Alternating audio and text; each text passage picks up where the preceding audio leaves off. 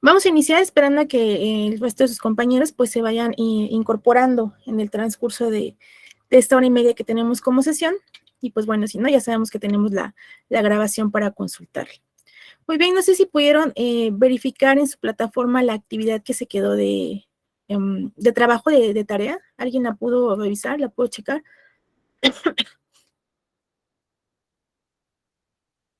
¿No? ¿Nadie? ¿De la semana, de esta? Sí, de esta semana.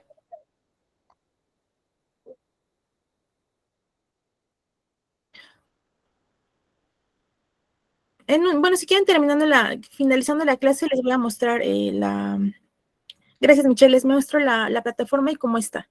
Sí, vamos a iniciar y vamos a hacer una breve retroalimentación, un recordatorio de lo que analizamos la clase pasada, ¿sí? Empezamos más que nada o en primer momento brindando un concepto o puntualizando acerca de lo que es el derecho laboral, ¿sí? Y como ustedes bien recordarán, hacíamos precisamente este análisis que el derecho laboral va a ser precisamente todo ese conjunto de lineamientos o de normas jurídicas que van a precisamente sentar las bases o regular las relaciones que hay entre un trabajador y un patrón o una empresa, ¿sí? Eso es precisamente lo que es, a grosso modo, el concepto que vamos a tener como derecho laboral.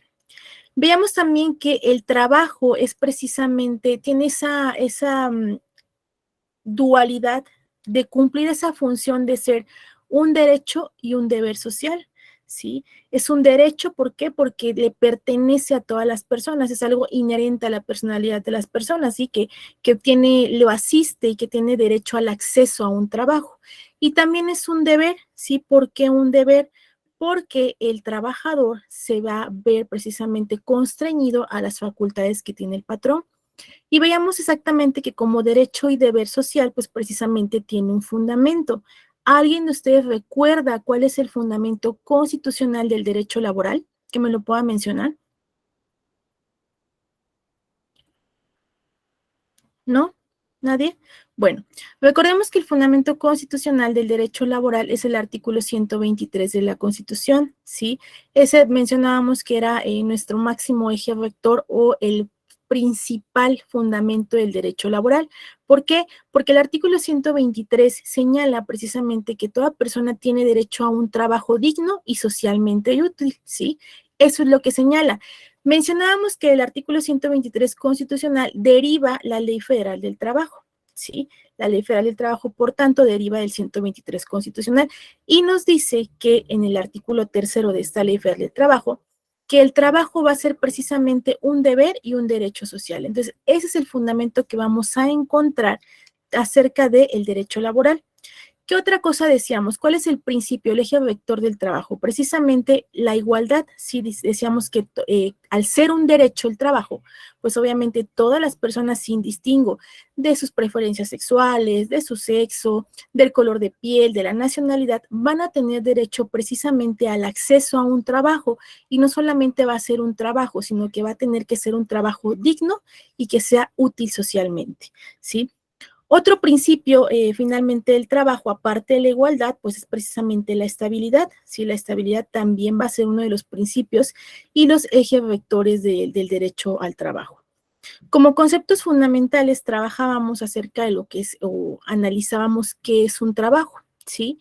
Y concluíamos que el trabajo va a ser toda la actividad humana, sí, ya sea intelectual o material, independientemente del grado de preparación que ello implique. Entonces, el trabajo va a ser precisamente toda la actividad humana, si ya sea de manera intelectual o material que se realice. Ahora bien, de este concepto principal del trabajo deriva precisamente lo que entendemos como una relación de trabajo o una relación laboral. ¿Sí? ¿Qué es una relación de trabajo o una relación laboral? Va a ser precisamente la prestación de ese trabajo que hablábamos. ¿Y cómo se va a realizar la prestación de ese trabajo? Tendrá que ser precisamente un trabajo personal subordinado de una persona. Y decíamos precisamente, concepto clave de una relación de trabajo en términos jurídicos y adecuándolo a la Ley Federal del Trabajo, va a ser precisamente este concepto de subordinación. ¿Quién va a estar subordinado? Pues precisamente el trabajador a lo que determine, ya sea el patrón o la empresa, ¿sí? ¿Qué va a mediar en esta relación patrón trabajador o empresa trabajador? Recordemos que aparte de la subordinación va a mediar en esta relación un salario, ¿sí? Siempre, por tanto, para que exista una relación laboral que podamos o que podamos encuadrar en la Ley Federal del Trabajo, tendrá en efecto que existir subordinación y de por medio un salario. ¿Por qué tendrá que existir un salario? ¿Sí? Porque el salario va a ser precisamente la retribución que el patrón tiene la obligación de pagar a un trabajador por el trabajo realizado, ¿sí? Entonces, estos son los conceptos fundamentales del derecho laboral, ¿sí? ¿Qué otra cosa analizamos? Los sujetos de la relación laboral, patrón y trabajador. Decíamos entonces que, de acuerdo a la Ley Federal del Trabajo, el patrón va a ser una persona física o moral, ¿sí?, que va a utilizar los servicios de uno o varios trabajadores. También puntualizábamos en ese momento acerca de la diferencia entre una persona física o una persona moral. ¿Alguien de ustedes que quiera participar y decirme o qué entienden por esta diferencia que existe entre una persona física y una persona moral?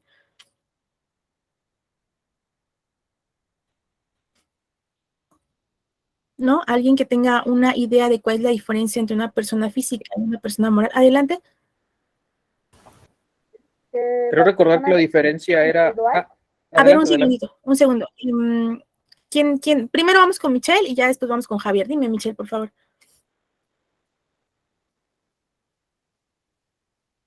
¿Sí? Ok, creo que no. Javier, Bueno, gracias. creo recordar que persona física es la que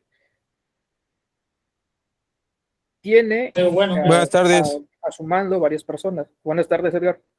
Um, Y la persona moral es un trabajador común que no tiene nadie a su cargo, ni nadie a quien subcontrata ni le paga un salario. Ok, Javier, muchas gracias. Michelle, ¿algo que tengas que agregar? Edgar, buenas tardes, disculpa. ¿Quieres participar o mencionar algo? No, maestra. Ok, gracias. Bueno, muchas gracias, Javier. Vamos a puntualizar en esto porque estos términos de persona física y persona moral los vamos a estar ocupando y ustedes prácticamente lo van a estar ocupando a lo largo de su trayecto formativo y posteriormente en el ejercicio profesional.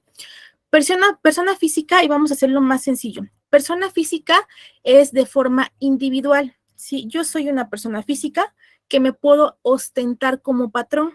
Si yo soy persona física, entonces persona física es individualizar, una sola persona. Yo me ostento como persona física.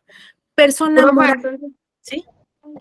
Entonces sería como un doctor que trabaja en su propio consultorio, no tiene ningún derecho de trabajador, ni vacaciones, ni esos bonos que te dan en diciembre, a un No. doctor que trabaja en un hospital, que lo manda un director y él sí se puede ausentar y aún le pagan, tiene ciertos derechos.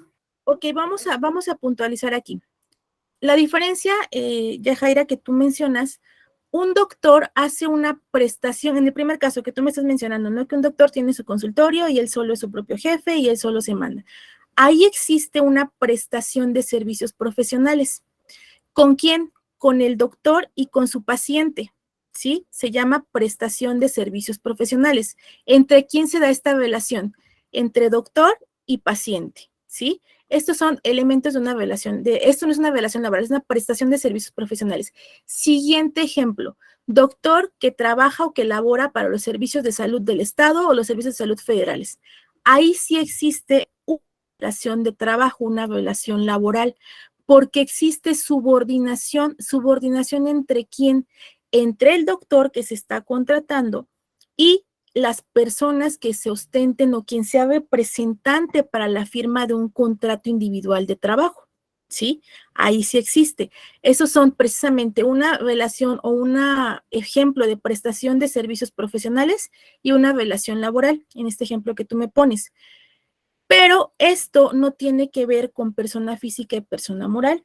Persona física vamos a entenderlo como una sola persona, ¿sí? Individual, un ente individual. Yo soy una persona física, ¿Qué es una persona moral? Es la constitución o agrupación de varias personas, ¿sí? Que van a seleccionar a una que los represente, ¿sí? Se constituyen entonces como una sociedad, como una persona moral, ¿sí? ¿Qué ejemplo podemos citar aquí o cómo para que ustedes lo discernan? Una empresa. Una empresa es precisamente una persona moral. Diferencia entre persona física y persona moral. Persona física se ostenta con un nombre. Persona moral se ostenta con una razón social, ¿sí? Esa es la principal diferencia para que ustedes puedan discernir entre una persona física y una persona moral. Para que me puedan entender o para ponérselos más sencillo, una persona moral precisamente va a ser la agrupación de varias personas que se reúnen para crear o para dar luz a una empresa, alguna asociación, alguna sociedad, y no va a tener un nombre de persona, sino van a tener un nombre que se va a llamar razón social. Esa es la diferencia entre una persona física y una razón social, ¿sí? ¿Alguien quería participar? Perdón, porque escuché que levantaron la mano. ¿No? Ok, perfecto. Hasta aquí, Javier, ya pudimos, y los demás, ya pudimos entender y discernir cuál es la diferencia entre una persona física y una persona moral. Ya quedó un poco más claro. Sí, qué es. lo tenía al revés. Exactamente. Entonces, persona física, yo soy una persona física, mi nombre es Ariadna Picón Pérez. Razón social es la agrupación, es como si ustedes, Ariadna, Javier, Yajaira y Michelle, nos unimos, nos constituimos bajo las formalidades de ley para dar creación a una empresa, ¿sí? Nos unimos. ¿Qué estamos creando? Una persona moral. Y entonces decidimos que Javier va a ser nuestro representante legal y vamos a ir con un notario a constituirnos, ¿sí? Como precisamente una asociación civil, como una sociedad o como una empresa o sobre cualquiera de los ramos mercantiles que existan, ¿sí? Entonces vamos a conformar una persona moral. Ahora ya no nos vamos a contar con un nombre, vamos a ostentarnos bajo una razón social, no sé, ¿qué razón social se les ocurre? Algún nombre, ¿no? Los mejores SADCB, ¿sí? Esa va a ser nuestra razón social, ¿sí? No vamos a tener un nombre, vamos a ostentarnos con una razón social y esa es la principal diferencia entre una persona física y una persona moral, ¿sí? Entonces, eso hay que puntualizarlo. ¿Alguna duda hasta aquí? No, ¿verdad? Bueno, continuamos. ¿Qué otra cosa, aparte, otro elemento de la relación laboral analizamos? Un trabajador, ¿sí? ¿Quién es el trabajador? Pues es la persona física. Yo soy, el trabajador siempre va a ser una persona física, ¿sí? En esta situación de relación laboral. Va a ser precisamente la persona física que presta a otra, ¿sí? Su servicio, ya sea de manera física o de manera material, ¿sí? Y a cambio de esto va a recibir un salario, pero va a tener que tener precisamente la subordinación con el patrón, ¿sí? ¿Qué otro elemento analizamos la clase pasada? Sí, recordemos que había precisamente obligaciones que surgían de esta relación laboral. ¿Qué efectos tiene? Pues obviamente subordinación del trabajador y para el patrón pues tendrá la obligación de cumplir con los derechos que asisten precisamente al trabajador, ¿sí? Ahora, bien, puntualizando nuestro fundamento legal, 123 constitucional, eso les pedí que leyeran y que lo puntualizaran. 123 constitucional tiene dos apartados, apartado A y apartado B, que nos va a ser útil a nosotros para en este momento nuestro estudio de la materia únicamente el apartado A. ¿Por qué? Porque el apartado A va a dedicarse precisamente a regular las relaciones de trabajo que existen entre obreros, jornaleros, empleados domésticos, porque recordemos también que en una de las, por así mencionarlo, reciente reforma laboral, precisamente ya se contempla a los empleados o empleadas domésticas como sujetos de relación laboral, cosa que hasta hace algunas décadas no sucedía, ¿sí? ¿Qué otra cosa va a regular el apartado A del 123 constitucional? Precisamente las relaciones laborales que existen con los artesanos, ¿sí? Y de manera general con todo el contrato de trabajo, ¿sí? Eso se va a encontrar en el apartado A del 123 constitucional. Tenemos el apartado B del 123, pero eso en este momento pues no estaría, sería materia de estudio, porque no sea importante, sino que para efectos de nuestra formación, resulta ser que el apartado B se encarga de regular las relaciones de trabajo entre los poderes de la Unión. ¿Quiénes son los poderes de la Unión, Javier? Me lo habías mencionado en la clase pasada. El ejecutivo, el legislativo y el judicial.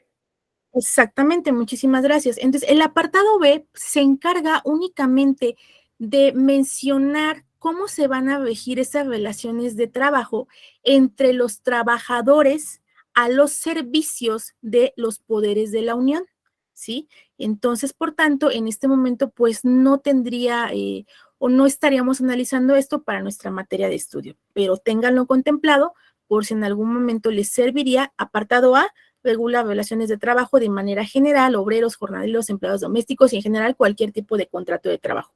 Y el apartado B se aboca a los servicios que proporcionan los trabajadores a los servicios de los poderes del Estado, de los poderes de la Unión. Entonces, eso va a ser precisamente los conceptos básicos que teníamos para el derecho laboral. Les habilité también en su plataforma la Ley Federal del Trabajo. Les pediría de la manera más atenta que en nuestras clases pues la tengan a la mano, porque la vamos a estar consultando y la vamos a estar leyendo. Sí, de igual manera de ahí va a versar las actividades que lleguemos a realizar en nuestra clase. Voy a empezar a presentar mi pantalla y me van a decir si se ve, por favor. Un segundo.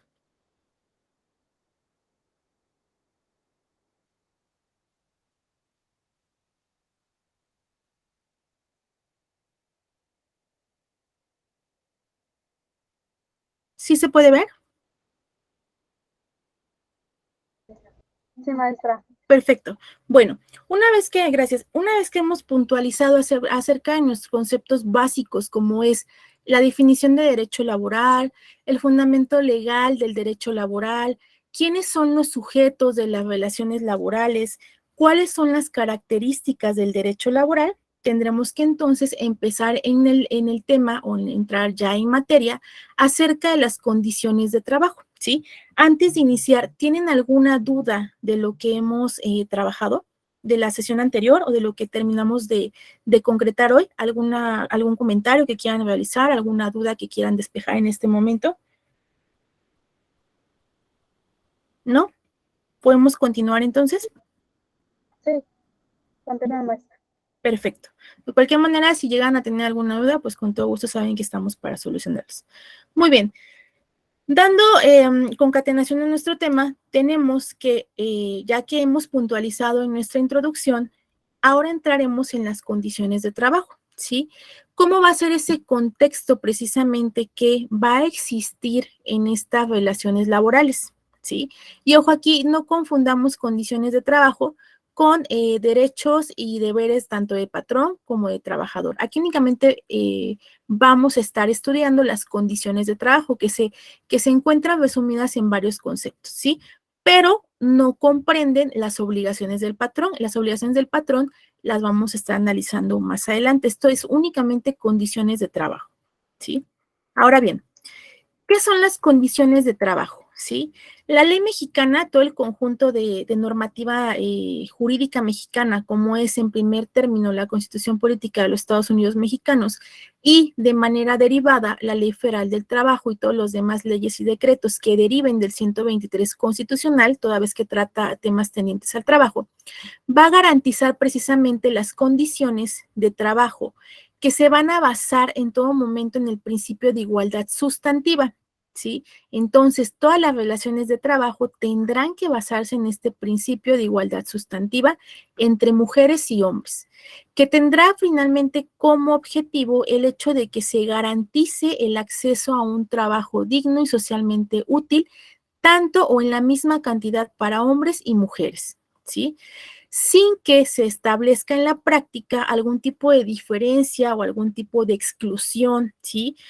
Por algún motivo de carácter étnico, por motivo de nacionalidad, por motivo de alguna condición social, por motivo de alguna discapacidad. Y aquí es bien importante puntualizar que inclusive las empresas ahora y actualmente con las reformas laborales están comprometidas precisamente a lograr la inclusión de las personas que están padeciendo algún tipo o están limitadas en algún tipo de capacidad, ya sea física o intelectual. ¿Sí? Entonces, las empresas, precisamente aquí está marcado que la ley señala que no deberán discriminar o no deberán negar el acceso a personas que o marginarlas o excluirlas por motivo de alguna discapacidad. Y a esto le vamos a llamar precisamente inclusión. Entonces, el derecho laboral y las relaciones laborales también se basan precisamente en este concepto de inclusión. ¿Qué otra cosa está comprendida en este concepto de igualdad sustantiva, no? Pues que no deberán existir diferencias por condiciones de salud, ¿sí? Si es que la persona padece alguna cuestión congénita o de nacimiento o que haya sido derivada de sus propias condiciones, no podrá ser excluida de realizar un trabajo. También por motivos de religión, de preferencia sexual o por cuestiones de estado de embarazo o estado civil, no se podrá entonces negar el acceso a un trabajo digno y socialmente útil. Y eso es el principio básico, ¿sí? de este derecho laboral, la igualdad sustantiva entre hombres y mujeres, que significa precisamente eso, ¿sí? Que no podrán establecerse diferencias ni exclusiones basadas en los principios o en los puntos que mencionamos. Ahora bien, ¿cuáles van a ser estas condiciones de trabajo? ¿Sí?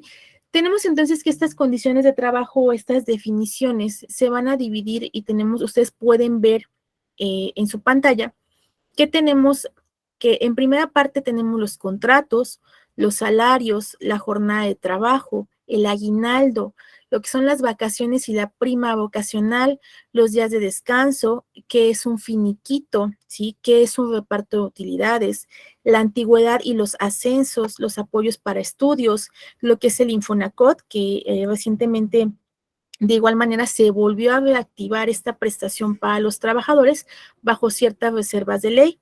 De igual manera, comprenden las condiciones laborales lo que es la seguridad de higiene, así como la capacitación y el adiestramiento.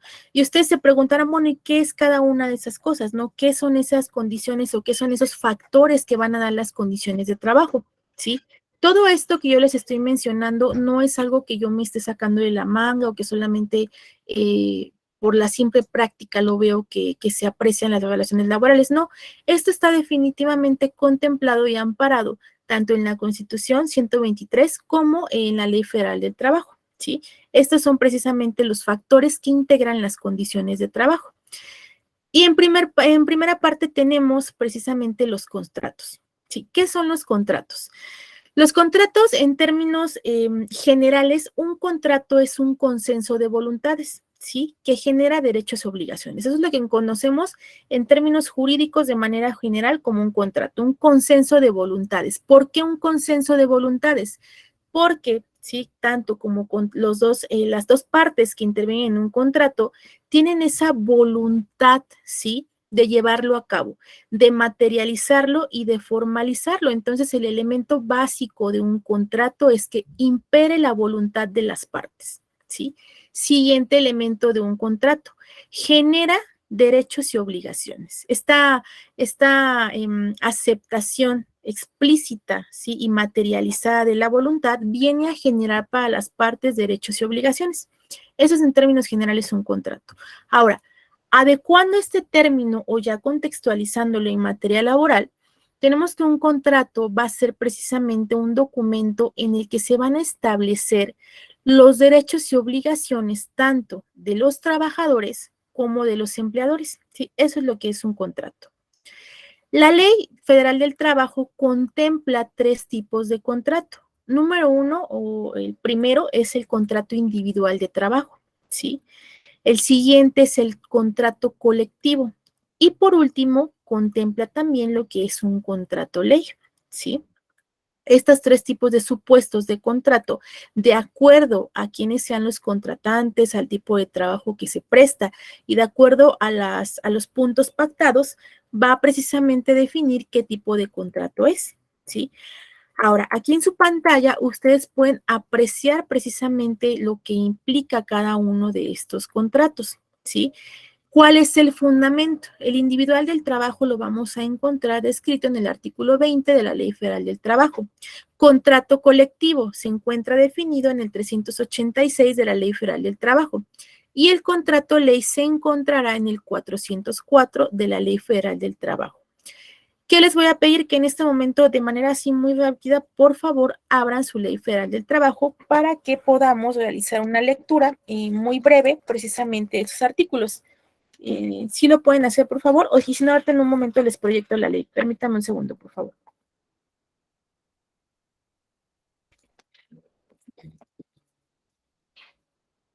Si alguien ya la tiene,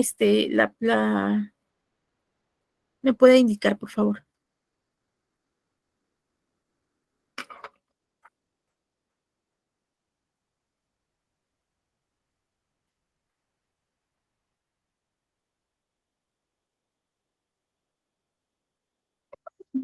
Ok, aquí pueden ver la ley, ¿verdad? ¿Sí me pueden indicar? Sí, se ve, maestra.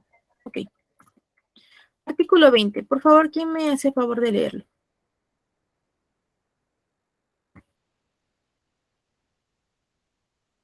Adelante. Se entiende por relación de trabajo cualquier que sea acto que le dé origen.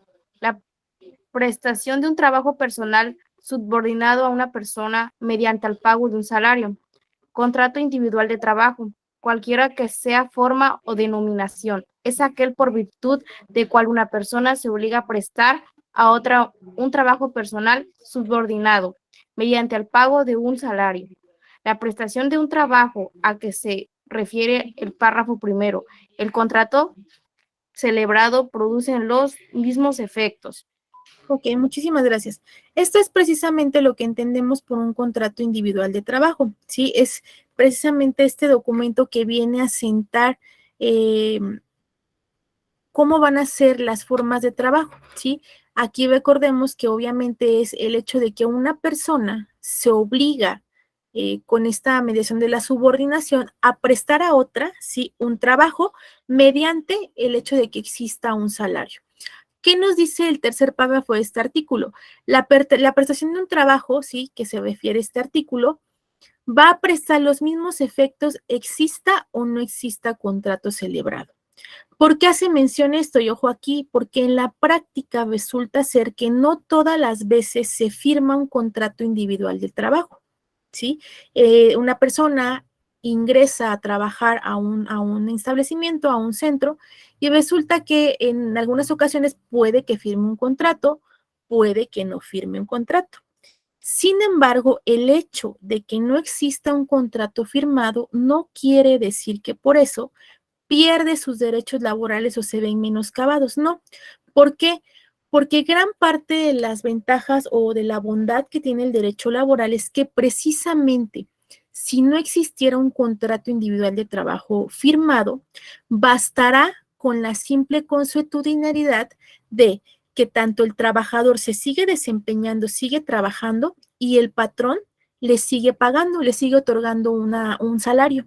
Y con eso bastará o será supletorio a la firma de un contrato y se entenderá, por tanto, que existe o que sigue existiendo esta relación de trabajo. Por eso este artículo 20 nos manifiesta la prestación de un trabajo a que se refiere el párrafo primero y el contrato celebrado producen los mismos efectos.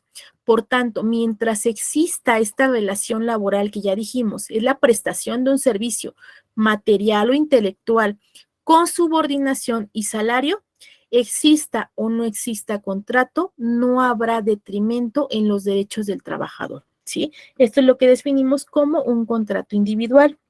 Siguiente apartado. Vamos a checarlo muy rápido.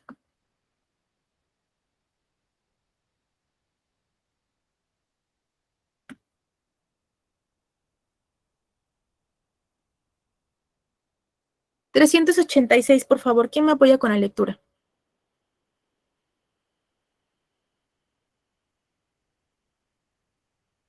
$386. ¿Sí lo pueden ver? contrato colectivo de trabajo es el convenio celebrado entre uno o varios sindicatos de trabajadores y uno es lo que estoy siguiendo. ¿Contrato colectivo? Sí, ese es el 386. Sí.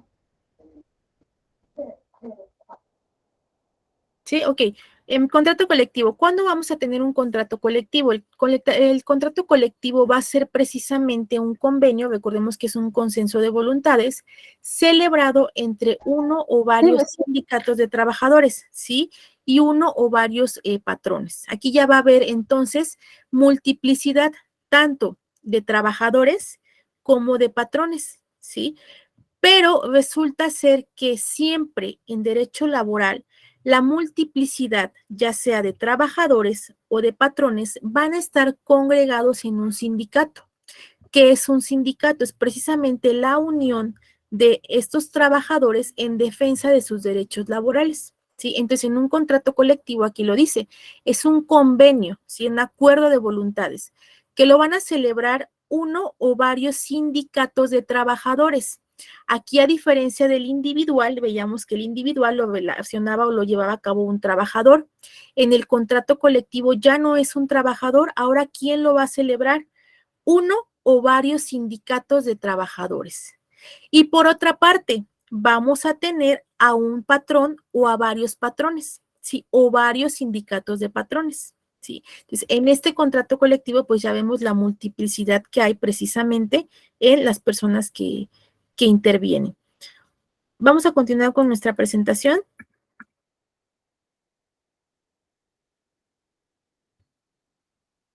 ¿Se la pueden ver? ¿Sí me pueden indicar? Sí se ve. Ok, perfecto. Y por último, tenemos el contrato ley. Sí, contrato ley está con fundamento en el artículo 404 de la Ley Federal del Trabajo. Y ojo aquí, porque esta va a ser la primera actividad que se va a quedar como tarea y que va a estar habilitada en plataforma. Artículo 404 de la Ley Federal del Trabajo nos define qué es el contrato ley, ¿sí? Prácticamente tiene las mismas generalidades que el contrato colectivo, ¿sí? Pero ¿qué pasa? En el contrato ley ya se plasma precisamente un fin en específico y va a ser precisamente o va a tener como objetivo el que se dedique a una rama de la industria nacional. Les habilité en su plataforma también el listado de contratos ley que existen en México. ¿Por qué se llaman contratos ley? Porque al estar intervinientes varios sindicatos y pactar sobre la prestación laboral en torno a diferentes ramas de la industria, de la producción, de la generación de servicios, van a publicarse en el Diario Oficial de la Federación, ¿sí? Y cualquier situación que se publique en el Diario Oficial de la Federación va a ser precisamente o se va a adquirir el carácter de ley. Por eso se le denominan contrato ley. ¿Cuál va a ser la actividad precisamente? Que ustedes realicen la lectura del artículo 404 de la Ley Federal del Trabajo y realicen un breve bosquejo, un breve diagrama de qué es el contrato ley, elementos del contrato ley, ¿sí? Y del link que les habilité donde vienen precisamente descritos, al menos analicen un contrato ley, ¿sí? Ya sea que elijan el de la industria textil, el de la industria de la transformación del hule, de la industria del radio y la televisión, que lo analicen nada más uno y me digan cuáles son o los objetivos de ese contrato ley. Es lo único, ¿sí? Respecto al contrato ley. Primera actividad. Siguiente elemento de las relaciones laborales. Tenemos lo que son los salarios, ¿sí? Y esto, lo de los salarios, de igual manera, es una actividad que les dejé habilitada en su plataforma, ¿sí? Que hicieran una lectura y un mapa conceptual de lo que estaban llevando a cabo. Pues bien, ¿qué es un salario? Un salario es precisamente esta retribución, ¿sí? Que deberá pagar la empresa o el patrón.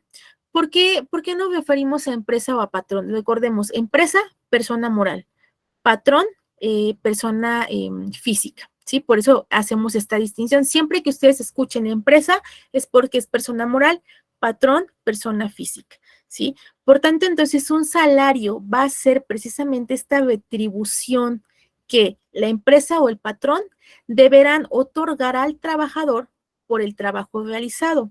¿Y cuál es el fundamento de este artículo? ¿Cuál es el fundamento de esta prestación?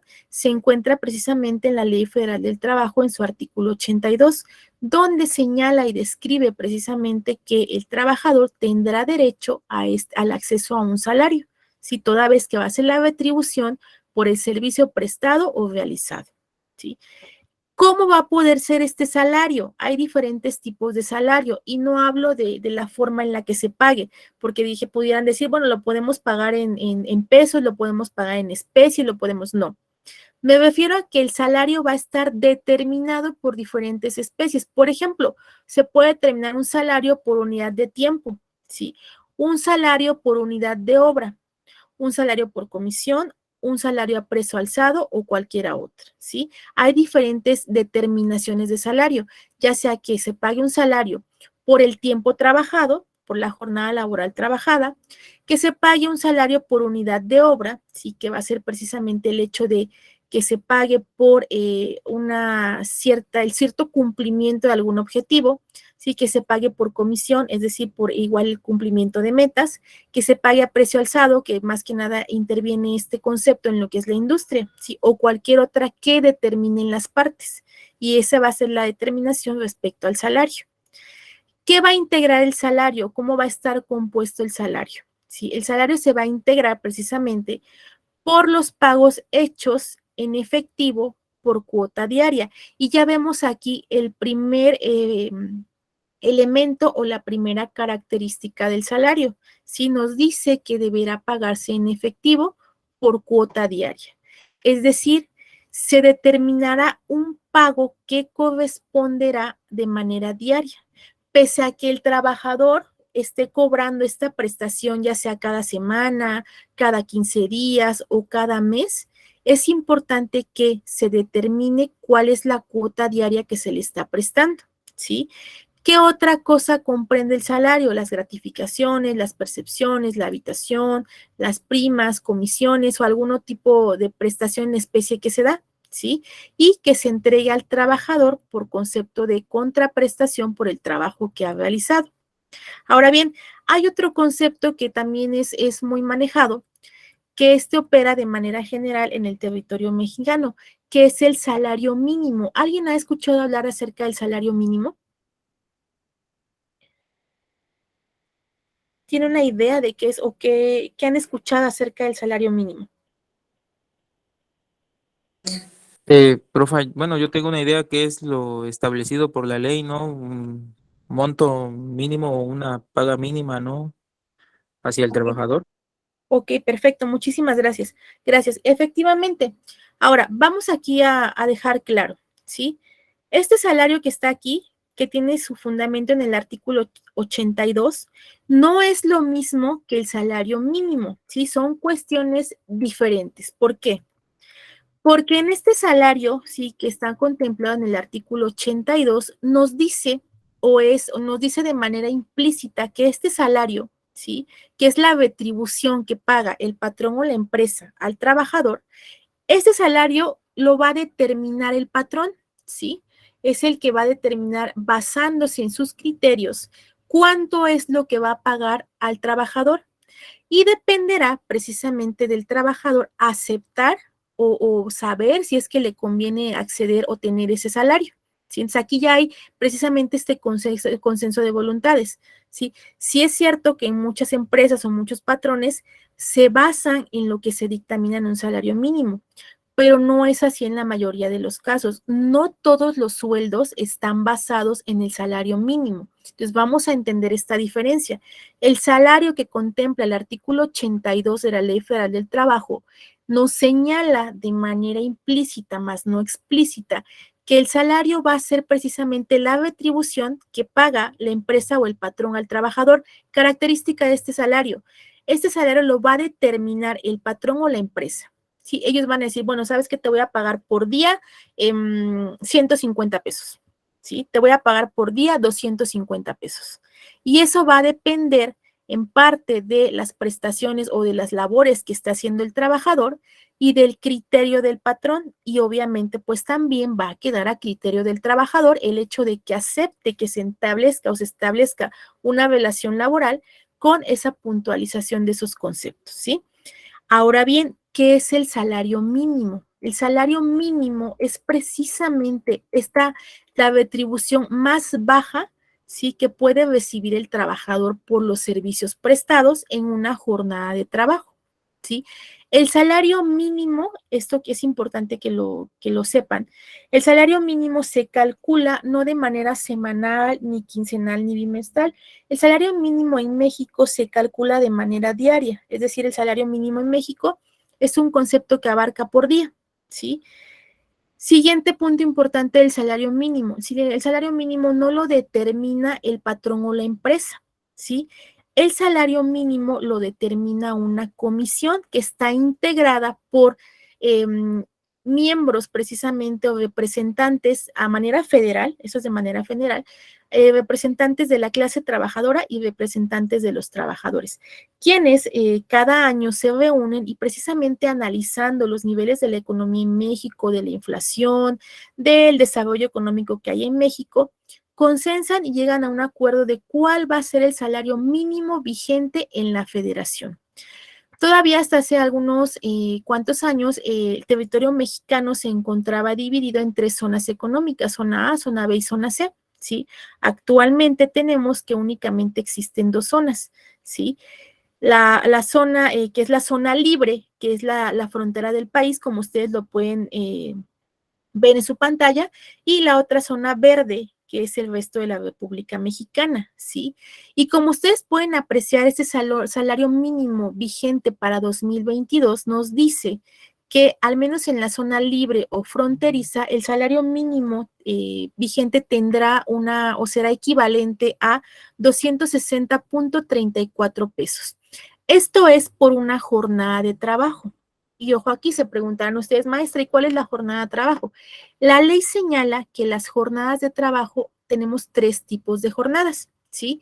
Pero para este efecto vamos a dejar lo que es una jornada de trabajo que equivale a 8 horas, ¿sí? Entonces vemos aquí cómo este salario mínimo, ¿sí?, que es la retribución más baja que debe recibir el trabajador por sus servicios, se encuentra regulado por los artículos 90 a 97 de la Ley Federal del Trabajo. Característica del salario mínimo. El salario mínimo no está determinado de manera particular por el patrón o por la empresa, ¿sí?, que sea individualizada. Este salario mínimo, como yo se los comentaba, lo va a determinar una comisión nacional, ¿sí? Esta comisión nacional, pues, está compuesta por representantes del sector patronal o empresarial y del sector obrero o trabajador, ¿sí? Entonces se reúnen y llegan a este acuerdo. Vemos aquí cómo es precisamente que en la zona libre o en la zona fronteriza existe un mayor o es más alto el salario mínimo, ¿sí? Y en el resto del país vemos como para 2022 el salario mínimo por una jornada laboral asciende a 172 pesos punto 87. ¿Sí? Entonces, esto es lo que llamamos salario mínimo. De esa manera está, o ese es su equivalente, y de esa manera se conforma. Sí, en efecto, se toman en cuenta varios factores para determinarlo, porque precisamente este es un parámetro muy importante en la economía de México. De igual manera, hasta hace 2 años, el salario mínimo se consideraba su equivalente para determinar ciertas multas, para determinar ciertas cuestiones de carácter punitivo administrativo. Las multas se basaban en salario mínimo. Hoy en día ya no es así. Sí, hoy en día las multas y las demás situaciones se encuentran medidas en lo que se llama unidad de medida y actualización, las UMA, ¿sí? Las UMA precisamente nacen con esta situación de que el salario mínimo no se vea perjudicado, porque en efecto se expuso en su momento, bueno, ¿cómo puedes tú exponer que un salario mínimo sea el equivalente a lo que se paga en una multa, ¿no? ¿Cómo puedes tú pedir que se pague una multa y que se mida en salario mínimo? Eso afecta directamente a la economía en México. Entonces, hasta hace unos 2 años se realiza esta separación y actualmente las multas o cualquier otro tipo de situación se mide en UMA, son unidades de medida de actualización, y el valor del salario mínimo pues queda completamente individualizado únicamente para fines de retribución por un trabajo prestado, ¿sí? Y esto es lo que conocemos como el salario mínimo y es lo que se encuentra vigente. ¿Qué señala la ley? ¿Sí? Que este salario mínimo no podrá o no podrá otorgar el patrón o la empresa una prestación por concepto de salario menor a lo que establece el salario mínimo, ¿sí? También hay que puntualizarlo, porque entonces se estaría incurriendo en una falta a la ley, ¿sí? Por eso precisamente se establece este salario mínimo, porque la retribución por concepto de un trabajo proporcionado en una jornada laboral, el salario no podrá ser menor de lo que marca precisamente el salario mínimo. Y aquí ustedes pueden visualizar precisamente su pantalla cómo es que está dividido México en 2 zonas. Y les digo, esta división es reciente, anteriormente eran 3 zonas, pero con diferentes reformas que se han hecho a la ley laboral, precisamente una de las afectaciones fue la división en zonas económicas de México y actualmente únicamente contamos con 2, ¿sí? ¿Qué otra cosa? ¿Alguna duda hasta aquí acerca del salario mínimo? ¿No? ¿Seguros podemos continuar? Ok. Bueno, recuerden que el silencio es aceptación, ¿eh? Entonces yo me doy por entendida y continúo. Siguiente, normas protectoras y privilegios del salario, ¿sí? ¿Cuál va a ser precisamente las características del salario? Y ojo, aquí sí es muy importante que lo puntualicen, que lo entiendan, que les quede bien centrado esta parte, ¿sí? Porque en la práctica profesional es muy importante que este tipo de detalles siempre se salvaguarden y se respeten, porque de lo contrario se estaría transgrediendo la ley laboral y el hecho de que el trabajador, de que el patrón o la empresa transgredan lo que viene pactado precisamente en la Ley Federal del Trabajo, los hace acreedores a multas muy altas o precisamente el hecho de que el conflicto se dirima ante instancias judiciales, ¿sí? Y esto implica, desde luego, pues costos o costas muy altas para el patrón, ¿sí? Entonces, ¿cómo deben observar ustedes o cómo deberá precisamente tener como característica el salario? ¿Sí? Y estas características se dan o la ley las concede porque se entiende que el trabajador y recordemos que el derecho laboral es un derecho social que es tendiente a proteger a la clase más desfavorecida, ¿sí? Y esto se dice no desde un concepto de discriminación, sino que precisamente es una característica del derecho social. Por tanto, entonces se buscará proteger sus derechos. ¿Cuál es el derecho de la clase trabajadora? Pues el derecho a un salario. Por tanto, habrá normas protectoras en pro del salario. ¿Cuál es la primera? ¿Sí? Que el salario, y lo marca la ley, debe pagarse de manera directa al trabajador, ¿sí? Entonces, el patrón o empresa están obligados a pagar de manera directa al trabajador, salvo las situaciones que marca la ley. ¿Cuáles son las salvedades que la ley señala? ¿Sí? En caso de que el trabajador esté incapacitado por motivos de salud, por motivos de accidente de trabajo, por motivos de enfermedad, y no pueda acudir, ¿sí?, a su centro de trabajo a realizar su cobro, pues entonces sí podrá cobrarlo una tercera persona, pero que ostente una carta poder firmada por 2 testigos, ¿sí? Y entonces sí se le podrá pagar a alguien más. Siguiente. El salario deberá ser en efectivo, ¿sí? Siempre deberá ser en efectivo, pagado en moneda de curso legal, ¿sí? Esto vamos a entender lo que, bueno, actualmente y con tantas reformas a la ley fiscal, ya para 2023 tendremos entonces que la mayoría de las empresas o de los patrones tendrán que estar haciendo sus pagos de manera o por conducto de una institución bancaria. Sin embargo, pues también tenemos empresas o patrones que hacen el pago en efectivo a los trabajadores. ¿Y qué entendemos con este pago en efectivo? Que no se podrá entender como pago por salario alguna prestación en especie, ¿sí? Que se le diga, bueno, no hay salario, no te doy el dinero, pero te doy esta despensa, pero te doy estos materiales. No, el salario siempre deberá ser pagado en efectivo, ¿sí? Y en moneda de curso legal. ¿Qué otra cosa? El pago, y aquí lo vemos en nuestro tercer punto, podrá ser pagado, podrá ser dado al trabajador siempre y cuando él dé su consentimiento por medio de algún depósito, ¿sí? Es decir, no solamente podrá pagarse en efectivo, también podrá entonces el patrón dar este salario de manera por depósito o por alguna institución bancaria. Lo podrá realizar. ¿Qué se necesita? Número 1, que el trabajador manifieste su consentimiento expreso de que el patrón o la empresa le va a dar este dinero o este salario, ya sea por depósito o por una institución bancaria. Deberá expresar su voluntad de esto. Y segundo, los gastos o los costos que se generen porque se haga este tipo de operaciones o transacciones deberán ser cubiertos precisamente por el trabajador. ¿Qué otra cosa? Muy importante, los trabajadores deben tener acceso precisamente a la información detallada, ¿sí? De los conceptos realizados por alguna deducción. Es decir, ¿qué vamos a dar a entender con esto? ¿Sí? Que el trabajador tiene el derecho de que el patrón o la empresa le entreguen los recibos impresos, ¿sí? De sus conceptos de pago que le está realizando.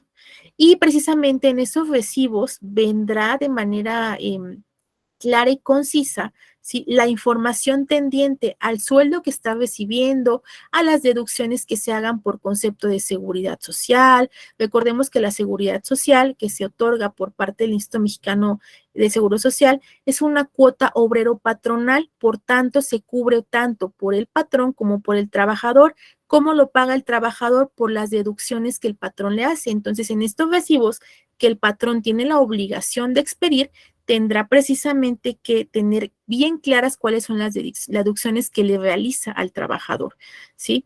Ahora bien, ¿qué otra cosa manifiesta la ley? ¿Sí? Estos recibos impresos deben tener ciertas características. Número 1, la firma autógrafo del trabajador para que tengan validez, ¿sí? También los recibos de pago contenidos en comprobantes fiscales, ¿sí? Por internet, deben de tener el SFDI y pueden sustituir precisamente a los recibos impresos, ¿sí? Recordemos que esta ya es parte o forma parte de las leyes fiscales.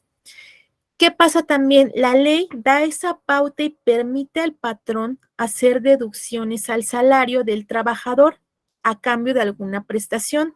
Como yo se les comentaba, un ejemplo de estas deducciones es precisamente esta deducción que se hace para pagar esta cuota al Instituto Mexicano del Seguro Social, que es precisamente esta cuota de seguridad social. Recordemos que es una cuota obrero patronal, ¿sí?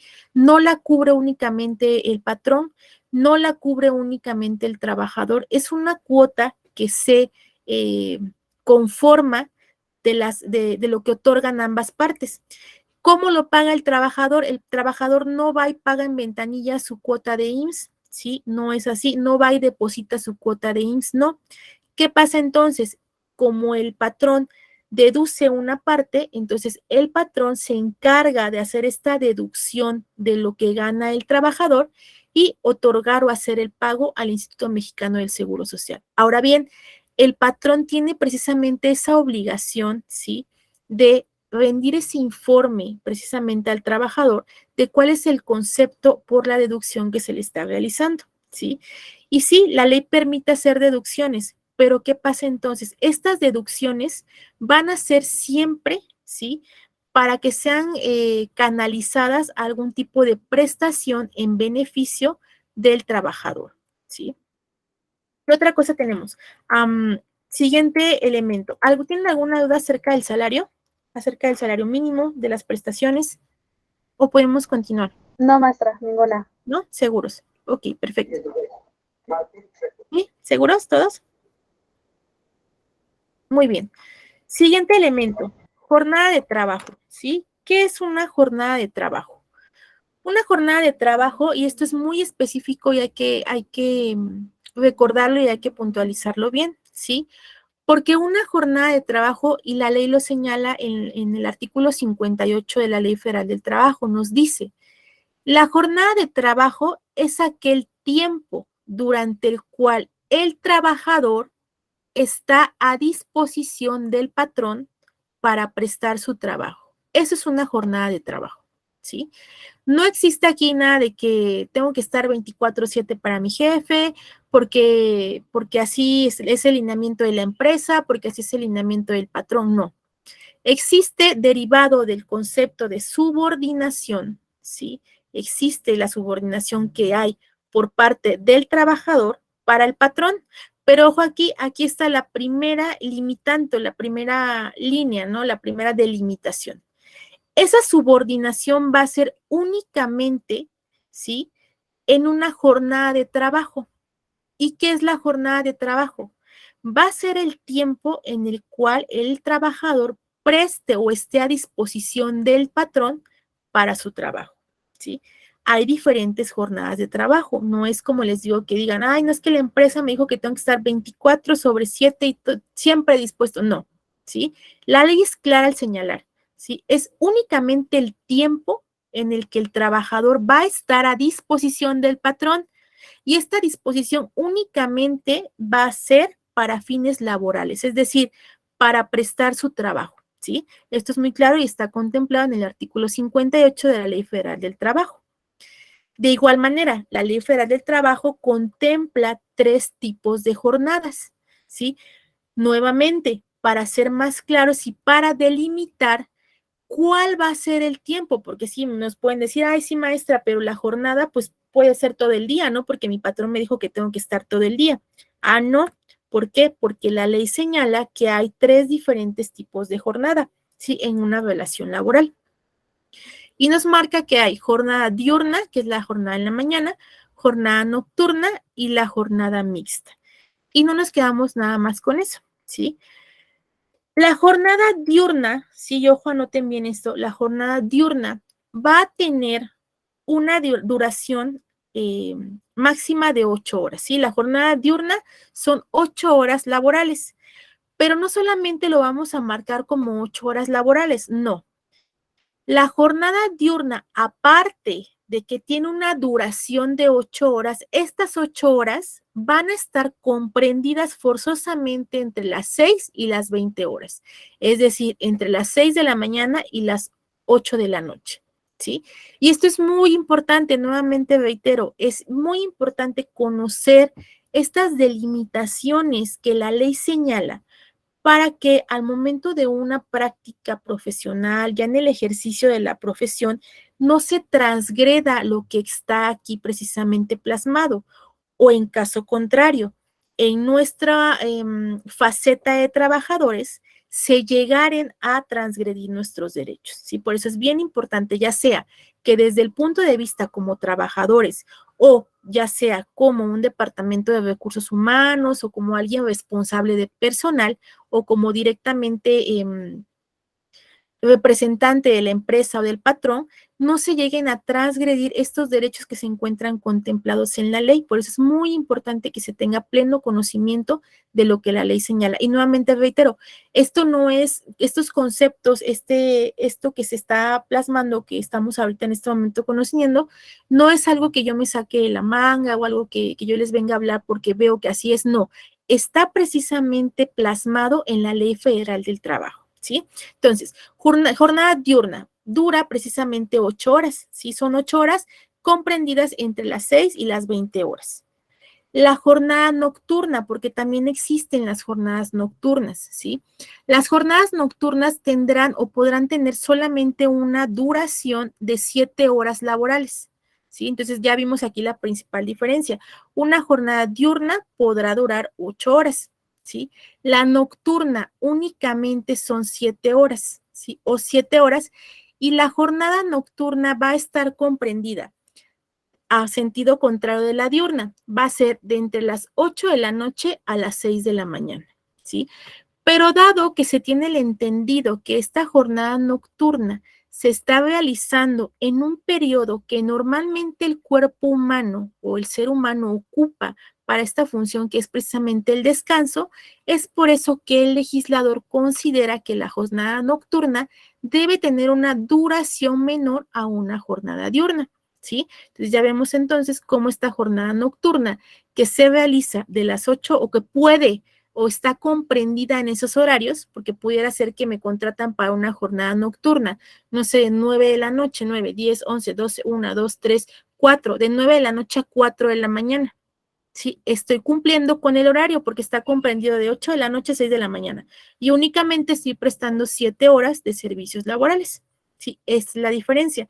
Y aquí no se confundan, no es que la jornada diurna dure de las 6 de la mañana a las 8 de la noche, no, ¿sí? Solamente se marca ese periodo del día o esa parte del día, porque en esa parte del día, en cualquiera de las horas que contemplen, las dos partes, podrá realizarse, pero únicamente podrá durar 8 horas. Lo mismo que la nocturna, en cualquiera de las 20 a las 6 pueden realizarla, pero únicamente 7 horas. Y por último, tenemos una jornada mixta, ¿sí? La jornada mixta va a ser precisamente alguna que esté comprendida entre el turno diurno y el turno nocturno, ¿sí? Y únicamente va a durar 7 horas y media. Va a ser la combinación de estas dos. Si, por ejemplo, pudiera ser que esté de las 5 de la tarde a las 4 de la mañana, ¿sí? En cualquiera de esos horarios que esté comprendido, ¿sí? Y que únicamente se trabajen 7 horas y media. Eso va a ser una jornada mixta y así está contemplado en la ley, ¿sí? Esos van a ser las duraciones y el tiempo del día en el cual se van a trabajar. Ahora bien, aparte de estas tres que marca la ley, diurna, nocturna y mixta, son los tipos de cómo se va a desempeñar el trabajo, ¿no? Las jornadas laborales, diurna, nocturna o mixta. Pero aquí hay una parte bien importante, porque nos dicen, bueno, son 8 horas laborales o 7 horas laborales o 7 horas y media laborales. ¿Y qué pasa en estas 8 horas laborales? Por ejemplo, en una jornada diurna.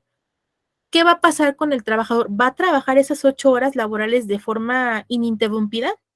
¿Qué va a pasar? O las 7 horas y media interrumpidas o las 7 horas de la jornada nocturna de manera ininterrumpida. ¿Qué va a pasar? No.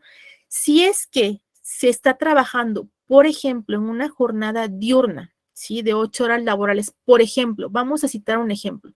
Pónganme un ejemplo de una jornada diurna comprendido de 6 a 20 horas que se trabajen 8 horas laborales, por favor. Denme un ejemplo del diurno, que es el más sencillo. En las maquilas en la ciudad de Juárez. Ajá, pero dime, sí, gracias. Dime el horario y dime, dime el horario en el cual trabajaría. Una jornada diurna. Pues mi primo tiene, pues yo creo que él sale de la casa a las 4 porque la ruta lo pasa a traer a las 6 y entra a las 7 a la maquila y sale creo que a las 4 de la tarde, Ok. algo así. Bueno, supongamos que él entra a las 7 de la mañana, ¿no? 7, 8, 9, 10, 11, 12, 1, 2, 3. A las 3 de la tarde se cumplen sus 8 horas, ¿no? ¿Sí están todos de acuerdo? Y está haciendo una jornada diurna. 8 horas laborales, ¿sí? 8 horas laborales, entra a 7 de la mañana, sale 3 de la tarde, está haciendo, por tanto, una jornada de trabajo diurna. ¿Qué va a pasar entonces? Y me pueden decir, bueno, ¿y a poco va a trabajar las 8 horas de manera corrida? Ah, bueno, como estamos hablando de una jornada continua, es decir, de 7 a 8, así, en línea, están las 8 horas, ¿no? ¿A qué tiene derecho el trabajador? Tendrá derecho a un descanso de media hora por lo menos. Entonces, esta jornada continua, como este ejemplo que nos ponen, ¿sí?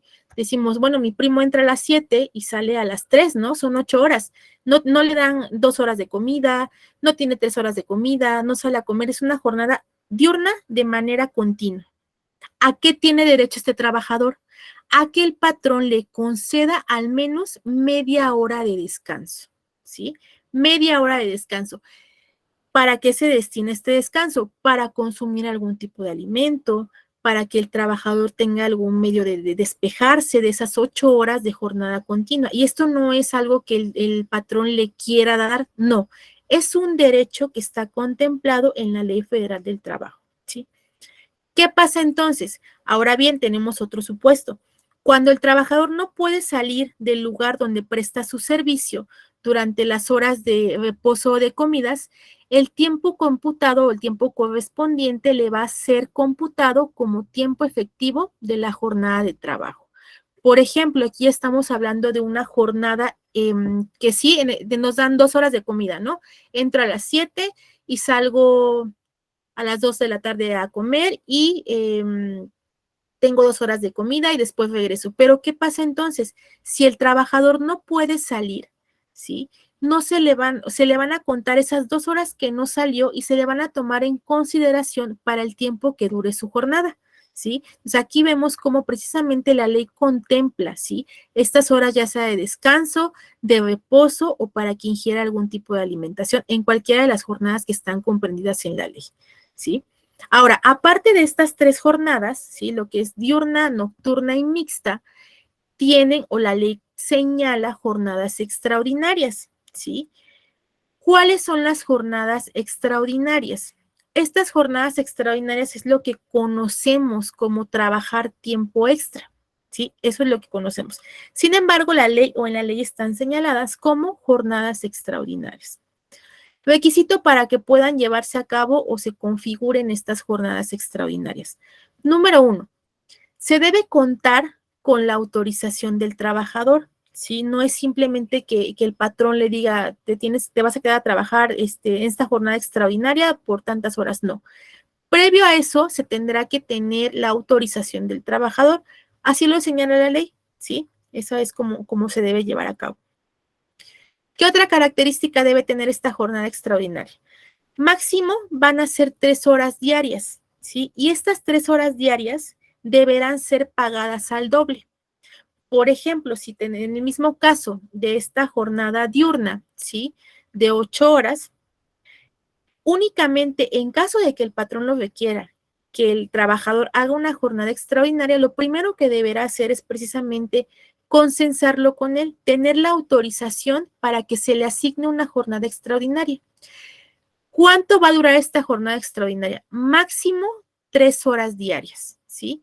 Y si yo me estoy trabajando 3 horas diarias más, de aparte de mis 8 horas, y estoy haciendo un total de 11, estas 3 horas más que se me asignaron en jornada extraordinaria, me las deberán de pagar al doble, ¿sí? Es decir, se tendrá que hacer el cómputo de cuánto está ganando un trabajador por hora y lo que gana por hora, estas 3 horas serán multiplicadas al doble. Esto es el requisito que deben cumplir precisamente las jornadas extraordinarias, ¿sí? ¿Qué otra característica deben tener? Las jornadas extraordinarias únicamente podrán realizarse 3 veces por semana, no más, ¿sí? Únicamente podrán realizarse o podrán pedirse al trabajador que se lleven a cabo máximo 3 veces por semana. Entonces, jornadas extraordinarias tendrán una duración máxima de 3 horas diarias, ¿sí? Y máximo podrán realizarse 3 veces por semana, ¿sí? Si se elabora más, es decir, si aparte de este periodo extraordinario ya establecido de 3 horas diarias y 3 veces por semana, aún existe ese requerimiento del patrón para que el trabajador designe más tiempo para una jornada extraordinaria, este tiempo extra, aparte del que ya vimos, se va a tener que pagar al triple, ¿sí? Y es así como se van computando las jornadas extraordinarias, ¿sí? ¿Cuál es el fundamento? Porque sí está contemplado en la ley, los artículos 58 al 68 de la Ley Federal del Trabajo, ¿sí? Y eso es lo que nos señala por cuánto hace al cómputo y pago de las jornadas extraordinarias. ¿Hasta acá tienen alguna duda? ¿No? Ok. Vamos a continuar con un tema No, muy... ninguna duda. Ok, perfecto. Muchísimas gracias. Vamos a continuar con este tema importante porque regularmente pues suele ser el más, más preguntado por los trabajadores, el más a veces tal vez difícil de calcular, por el que existen más quejas por incumplimiento ante la Secretaría del Trabajo y Previsión Social, sí, el aguinaldo. ¿Qué es el aguinaldo? Sí, ese es el término, o es como lo conocemos, y de igual manera se encuentra contemplado en la Ley Federal del Trabajo. El aguinaldo va a ser resultante igual de esta prestación, de esta relación laboral, ¿sí? Donde esta relación laboral hay subordinación. Por tanto, una de las condiciones de trabajo que se debe garantizar es que el trabajador tenga derecho al aguinaldo, ¿sí? Este aguinaldo es un derecho anual, ¿sí? Y punto muy importante, debe pagarse antes del 20 de diciembre. ¿Sí? Antes del 20 de diciembre del año corriente, es decir, del año que está pasando, se debe de pagar esta prestación. O sea, el aguinaldo se calcula de manera anual ¿Cuándo se paga? Antes del día 20 de diciembre. Posterior al 20 de diciembre, si es que hay empresa o patrón que no ha pagado aguinaldo, pues el trabajador podrá acudir ante las instancias de la Secretaría del Trabajo y Previsión Social a presentar las quejas correspondientes para que se tomen medidas o acciones legales en contra del patrón o de la empresa, ¿sí? Entonces, hasta el día antes del 20 de diciembre es como marca la ley que las empresas o patrón deberán pagar este concepto. ¿Cuánto es lo que tienen derecho por concepto de aguinaldo la parte trabajadora? ¿Sí? La ley nos dice que se podrá otorgar por concepto de aguinaldo el equivalente a 15 días de salario por lo menos. Sí, por lo menos. Por tanto, entonces tenemos que este derecho o este concepto se da de manera anual, número 1. Característica número 1, el aguinaldo se paga de manera anual. Número 2, tendrá que estar pagado hasta antes del 20 de diciembre. ¿Sí? Fecha límite de pago de un aguinaldo, 20 de diciembre. ¿Cuánto tendremos que estar pagando por aguinaldo?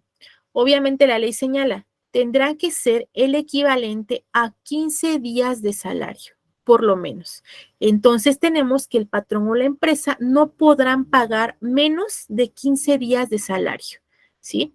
Si la empresa o patrón deciden, no quiero pagar 15 días, voy a pagar 30 días de salario.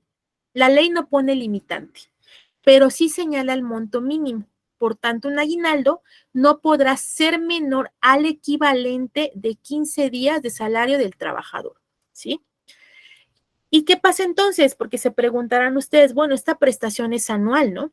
Pero ¿qué pasa con los trabajadores tal vez que no han cumplido un año de servicio? O por decir, les voy a poner este ejemplo práctico.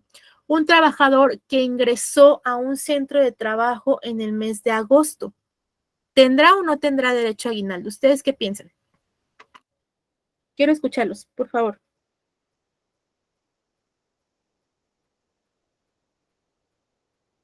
¿No? ¿Nadie? Chicos, ¿alguien que quiera participar?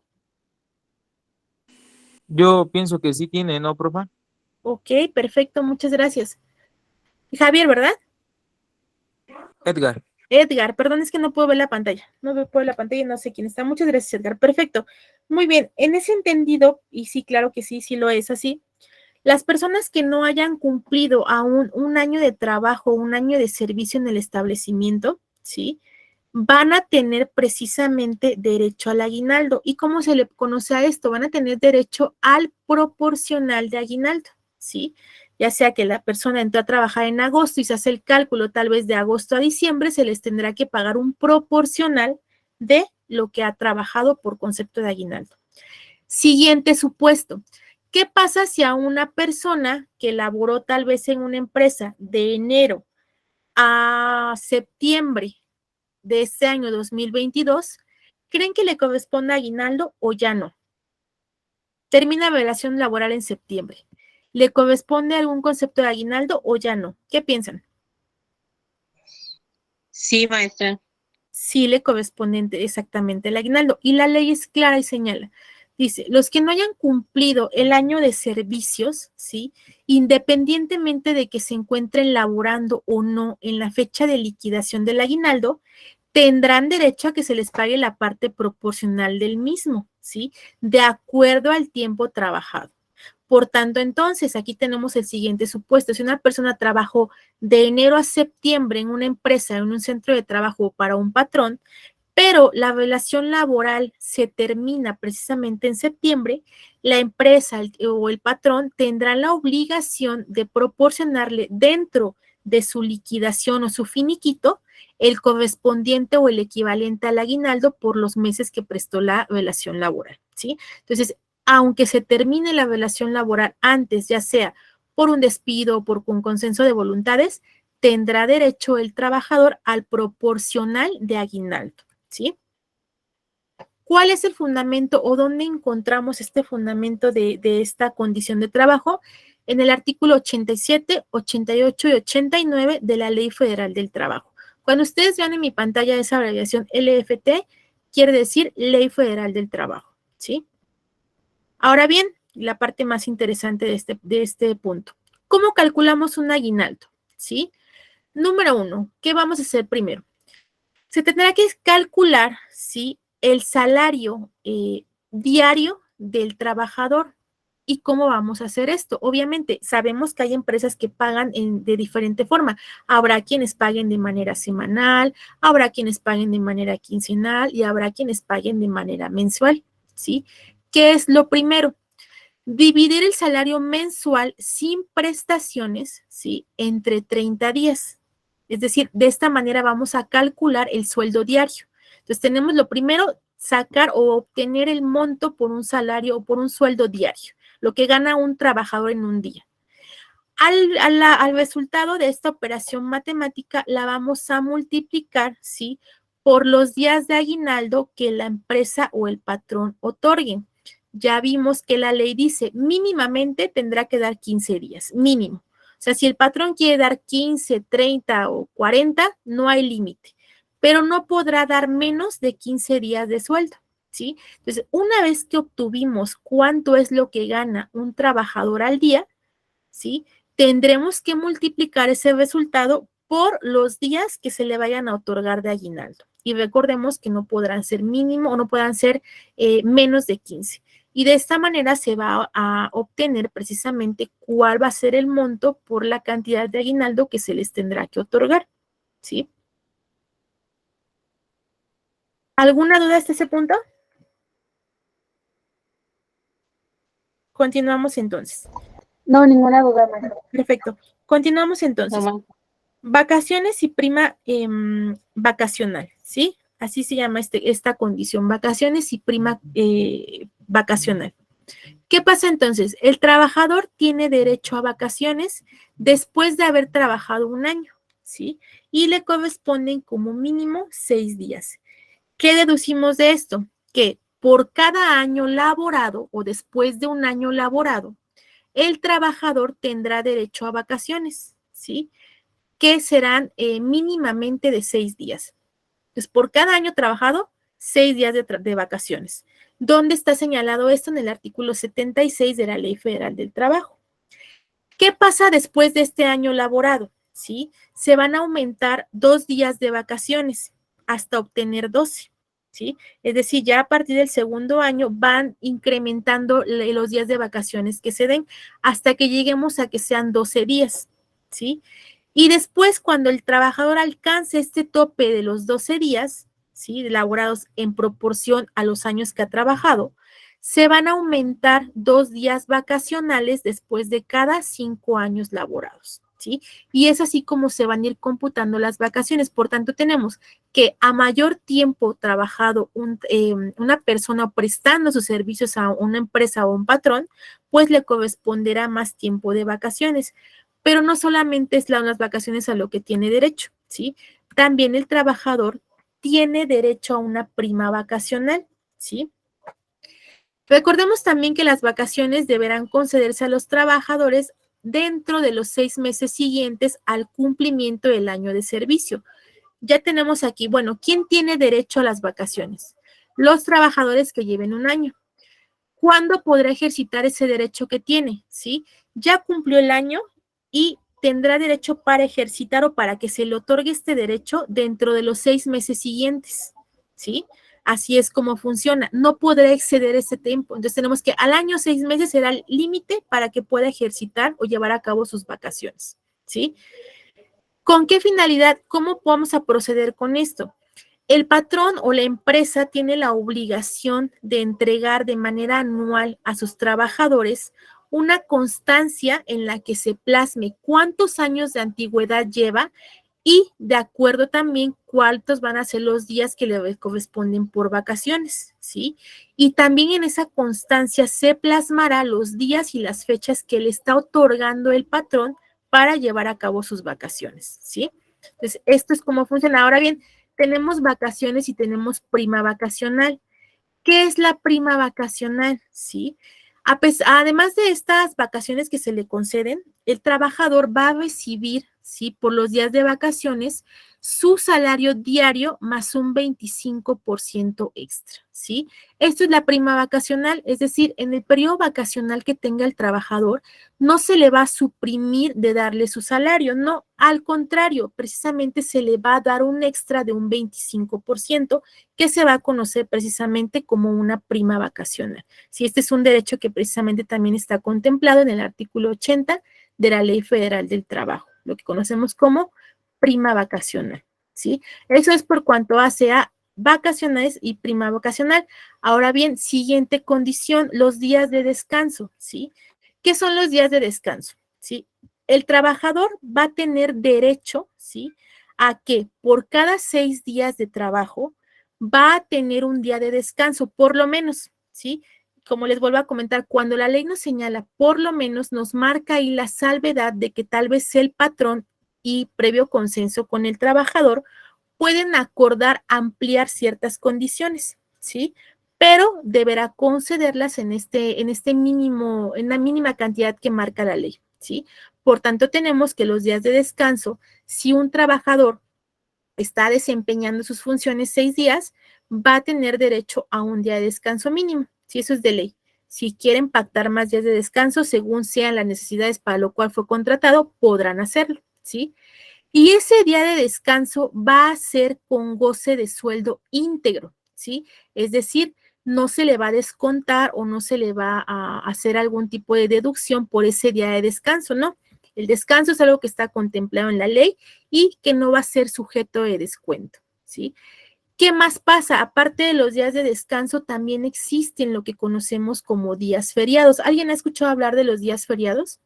¿O tiene alguna idea de qué son los días feriados? ¿Alguien que me pueda apoyar con eso? Chicos, ¿ustedes están por ahí? Los días no hábiles como celebraciones nacionales, Día de la Independencia, de la Revolución, Navidad, Año Nuevo. Ok, perfecto, muchísimas gracias. Precisamente esos son los días feriados, ¿sí? Y resulta entonces que esos días feriados son los días que se conocen como días de descanso obligatorio, ¿sí? También están contemplados en la ley. ¿Dónde están contemplados los días de descanso? En el artículo 74 de la Ley Federal del Trabajo. Y ojo aquí, anoten por favor, viene su segunda actividad.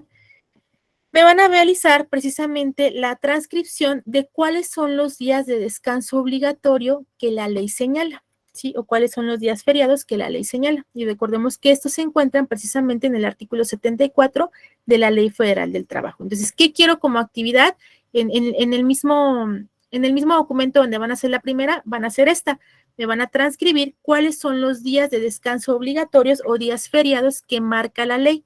¿Dónde los van a encontrar? En el 74 de la Ley Federal del Trabajo, ¿sí? ¿Dudas de la tarea? ¿No, chicos? No, maestra. Ok, perfecto. Disculpe, Ninguna profa, duda. ¿lo quieren digital o lo podemos hacer en el cuaderno? Como ustedes quieran. Yo, si me lo quieren mandar en Word, adelante. Si me quieren hacerlo en su cuaderno de mandarme foto, sin ningún problema. Siempre y cuando sea letra entendible, pues por mí sin ningún problema. Como ustedes elijan. Sí, ahorita voy a habilitar el espacio. Como ustedes lo quieran, ¿sí? PDF, Word, como ustedes quieran. Ahora bien, regresando a nuestro tema, ¿sí? Van a ver ustedes en el artículo 74 cuáles son los días feriados, ¿sí? Cuáles son los días conocidos feriados o días de descanso obligatorio, se les conoce así. ¿Qué pasa si se requiere que el trabajador realice sus actividades en un día de descanso obligatorio? Sí, es decir, que el patrón diga, sí, la ley señala que es día de descanso obligatorio, pero yo necesito que mi trabajador esté aquí porque tiene que hacer tales funciones. Ah, bueno, si el patrón requiere al trabajador en un día de descanso obligatorio, porque puede ser que pase, ¿eh? No estamos limitados a que no nada más va a trabajar esos días y como la ley señala, no va a hacerlo, no. La ley señala precisamente que si el patrón requiere de las actividades del trabajador en un día de descanso obligatorio, pues el patrón deberá pagar al trabajador el doble, ¿sí? Independientemente de su salario. Entonces, así dice la ley. Por ejemplo, vamos a hacer un ejemplo aquí con un salario diario. Si el trabajador gana, vamos a suponer, 180 pesos diarios, ¿sí? Se le van a pagar sus 180 pesos diarios que trabajó cierto día feriado, ¿sí? Sus 180 pesos. Pero aparte va a recibir el doble de esos 360, de esos 180 pesos. Aparte de sus 180 pesos, va a recibir 360 adicionales. Es decir, vamos a multiplicar nuestro salario diario por el doble y va a recibir los 180 más 360. Es decir, se va a triplicar su salario. ¿Sí? Y este fundamento o esta regla la vamos a encontrar en el artículo 75 de la Ley Federal del Trabajo. ¿Sí? ¿Por qué? Porque el trabajador no tiene la obligación de acudir o de trabajar en los días de descanso, ¿sí? Pero resulta ser que el patrón lo necesita. Y bueno, si el trabajador accede, pues tendrá derecho precisamente a que se le contabilice o se le compute este salario al doble, ¿sí? Por último, aparte de esto, ¿qué tenemos? El finiquito. ¿Y qué es el finiquito? ¿Sí? Y bueno, vamos aquí les quiero hacer la diferencia. No es lo mismo un finiquito que una liquidación, ¿sí? No hay que confundirnos porque es muy, pasa mucho que confundimos un finiquito con una liquidación y no es lo mismo, ¿sí? En este momento vamos a dejar claro qué es un finiquito y en una sesión posterior vamos a analizar la liquidación. Finiquito, ¿sí? Un finiquito es una forma o es un documento, ¿sí? Donde de manera voluntaria o de manera consensuada, trabajador y patrón dan por terminada la relación laboral de manera voluntaria y confirman que no hay pagos o trabajo pendiente. Ahora bien, vamos a entender el finiquito como precisamente este documento que se realiza, donde se expresa que ambas partes están de acuerdo en que se termine la relación laboral y el trabajador manifiesta que no hay ningún pago pendiente y el patrón manifiesta que no hay ningún trabajo pendiente. Pues el elemento esencial de este finiquito, número 1, término de la relación laboral por voluntad de ambas partes. Ejemplo de esto, pudiera ser que una persona que se encuentra desempeñando alguna actividad decide por voluntad propia abandonar ese trabajo, es decir, renunciar, ¿sí? ¿Qué va a proceder en este caso? Que presente su renuncia y que se proceda al finiquito, ¿sí? Recordemos que el patrón no puede obligar a un trabajador a seguir desempeñando su trabajo. Entonces, en ese entendido vamos a entender esta voluntad que se está manifestando, ¿sí? Entonces, este finiquito va a proceder cuando exista voluntad de ambas partes o manifiesten esta intención de término de la relación laboral, ¿sí? Y se manifiesta: yo, trabajador, no tengo ningún pago pendiente. Yo, patrón, no tengo ningún trabajo que me haya dejado pendiente, ¿sí? ¿Qué pasa entonces? Hay un concepto que se tiene que pagar una cantidad fijada en dinero, ¿sí? Y este finiquito se va a pagar únicamente por concepto de extinción, es decir, término, fin de la relación laboral, sin importar las razones por las que se termine, ¿sí? Esa es la parte medular de un finiquito. ¿Dónde vamos a encontrar cómo está compuesto el finiquito? El 47, 48, 76, 79, 80, 87 y 162 de la Ley Federal del Trabajo, ¿sí?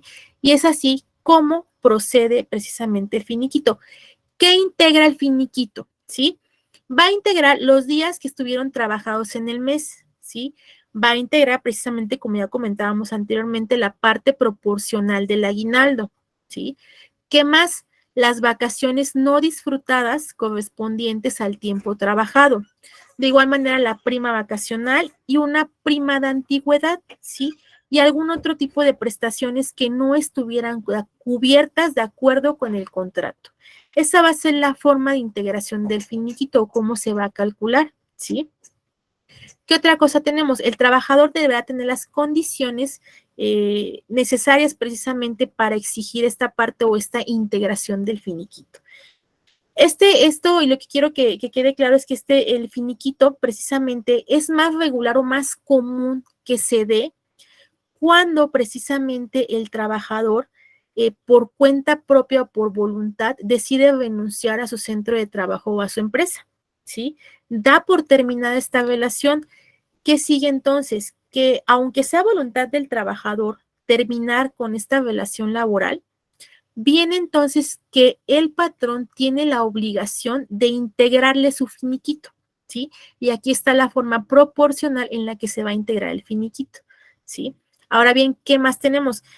Existen posibilidades en las que a veces de manera, por algún tipo de despido, si se tiene que terminar con la relación laboral sin que exista voluntad del trabajador, ¿sí? Y ahí ya hay otras formas de procedencia y otras formas de integración por este concepto, ¿sí? Pero para puntualizar en esta parte que tenemos de finiquito, pues tenemos que características generales se da por terminación de la relación laboral sin importar las razones por las cuales se llega a esta terminación o a este fin de la relación laboral, ¿sí? Y pues obviamente se dan por bien pagadas ambas partes. El trabajador expresa, no me debe nada, ya procedió el finiquito, y el patrón expresa igual de manera escrita que ya no hay trabajo más que se deba, ¿sí? Ambas partes se dan en buenos términos termina esta relación laboral y se da por pagado los conceptos que le corresponden al trabajador. Y pues con eso terminaríamos precisamente la clase del día de hoy. No sé si tengan alguna duda, alguna cuestión que quieran comentar, que quieran manifestar, algo más en lo que les pueda ayudar, apoyar, dudas con la tarea. Chicos, No, maestra. ¿no? Ok, perfecto. Bueno, entonces en este momento voy a habilitar la plataforma para que ustedes me suban ahí la actividad. Como les digo, puede ser fotografía, puede ser documento de Word o documento PDF, como ustedes quieran, no hay mayor problema, siempre y cuando cumplan con el contenido que se está pidiendo. ¿Sí? Pues bueno, por mi parte sería todo. Cualquier cosa seguimos al pendiente. Un gusto verlos, saludarlos, estar con ustedes compartiendo en esta tarde-noche. Que tengan una excelente noche de descanso. Gracias. Gracias, maestra, igualmente. Hasta luego. Hasta luego.